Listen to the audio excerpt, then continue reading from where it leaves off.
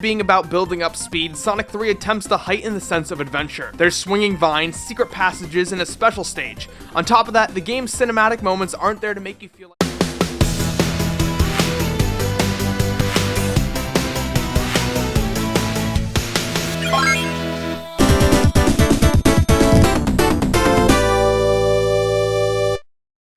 Sega presents one champion of good, one pawn of evil.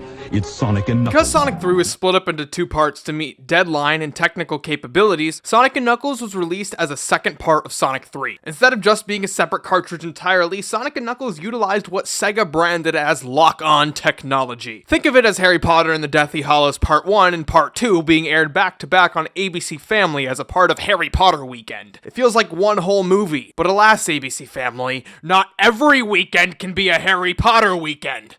New features include being able to play as Knuckles with alternative story scenes and level designs in Sonic 3, and as an alternate character in Sonic 2. He can glide and break through stuff cause he's tough. By connecting Sonic 1, players can play an arcade-style version of the special stage. 7 new emeralds called the Super Emeralds. By collecting all 14 emeralds across Sonic 3 and Knuckles, players can turn into Hypersonic. Alternative music and slight level design alteration for Sonic 3 portions of the game, and 6 new zones with 1 bonus stage. Mushroom Hill Zone introduces the first Sonic and Knuckles portion of the game. You see Knuckles sneaking out of a room and enter the Hidden Palace Zone. Here, the Chaos Emeralds turn into Super Emeralds, and you lose your Supersonic ability until you recollect them. Mushroom Hill Zone is definitely not a first level. Even though it's the first level in Sonic and Knuckles, it feels more at home inside of Sonic 3 and Knuckles as the 7th stage. All the enemies have some sort of challenge to them. The dragonfly can only be killed by hitting its head, anywhere else will hurt you, the mole will push you back, the chicken will blow you back, and the screw has to be hit twice. The level transitions by the forest dying. It goes from green to brown to white, and then you see the boss. The main boss of the stage is really cool, because instead of being in the stationary arena, you have to run after Robotnik while dodging lines of spiky bombs.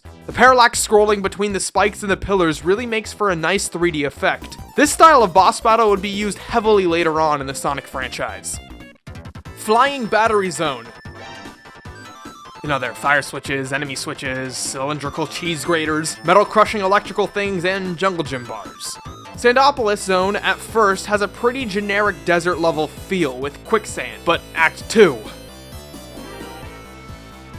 The level starts out dark and you have to hit a light switch to prevent these ghosts from getting bigger. They can't harm you while they're small, but as they get larger they can do damage, so it's a constant race through the level to get to the switch. It consistently makes me stressed whenever I play it. Lava Reef Zone plays a lot like other underground levels, with pulleys and moving platforms all to avoid lava. Throughout the stage, the lava will cool down and heat back up to give lots of hot and cool colors. After Lava Reef Zone comes Hidden Palace Zone. You fight Knuckles and Robotnik steals the Master Emerald. Knuckles takes Sonic up to Sky Sanctuary Zone. Sky Sanctuary Zone has Sonic running up towards the Death Egg, all while teleporting and bouncing on clouds. The highlight of this level is the fight with yet another Metal Sonic. Finally, we get to Death Egg Zone, and it's not the same Death Egg Zone from Sonic 2, but a brand new one that lets Sonic see the rest of the battle station, which is armed with transitioning gravity that is incredibly frustrating. The final boss in this level is incredibly awesome. It's Robotnik in a giant machine, and you have to destroy the little fingers. If you have all the emeralds, you can play as Hypersonic or Supersonic in the final battle against Robotnik, and it's surprisingly difficult. Since you're Super or Hypersonic, you can't take any damage, but you lose 1 ring every second, so it's a race to beat Robotnik and collect the rings. The game ends, you collect the Master Emerald, and everyone becomes friends at the end. Sonic 3 and Knuckles set out to be a game that was bigger and better than Sonic 2. And many feel as if it achieved that.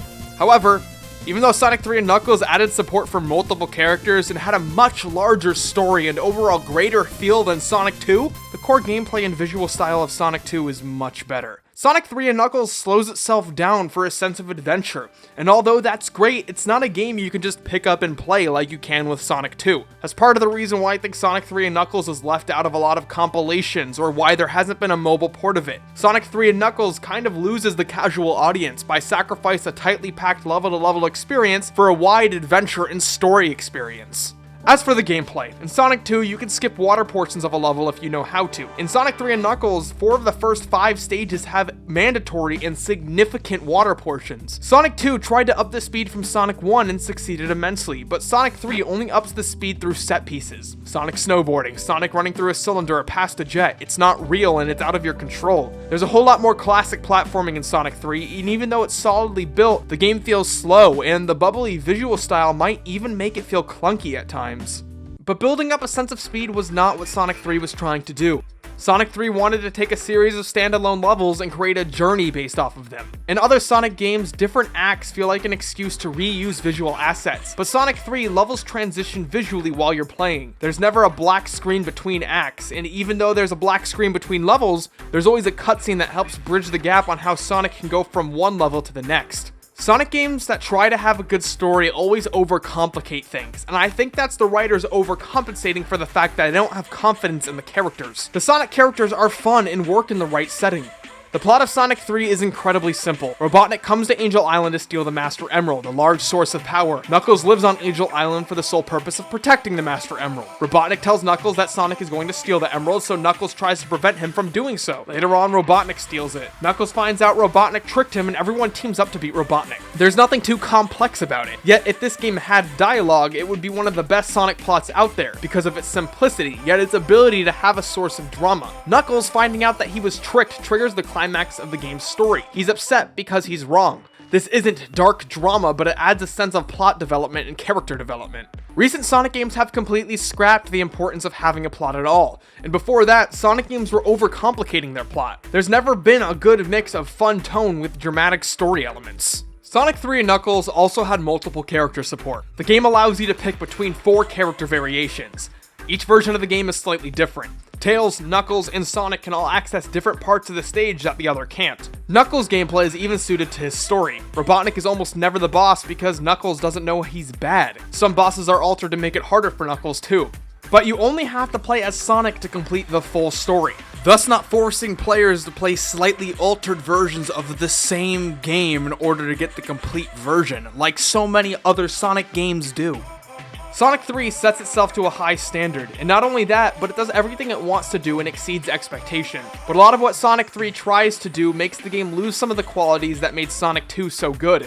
Sonic 3 and Knuckles is a game with a much larger scale than Sonic 2. However, the charm, speed, and graphical design of Sonic 2 makes it a much easier game to want to pick up and play, and because of that, I think Sonic 2 was the better game. But that being said, Sonic 3 and Knuckles is actually my favorite. All the classic Sonic games have their own unique qualities and feelings. This is when Sonic peaked, and that's not a bad thing. There's a reason why Sonic's still around, and it's not because of a long line of great and successful games, it's because these original 5 games created such a strong foundation for the series that it was able to last for 25 years. Well, I just finished the classic Sonic series, so you know what that means. Next time we'll be diving into the beginnings of modern Sonic. So if you want to see that, consider subscribing, because that will be coming as soon as I finish my review of Sonic Adventure. Anyways, if this is your first video of mine, please consider subscribing and checking me out on Facebook and Twitter in order to stay up to date with my updates that I post there every so often. Anyways, thanks for watching. Have a nice day.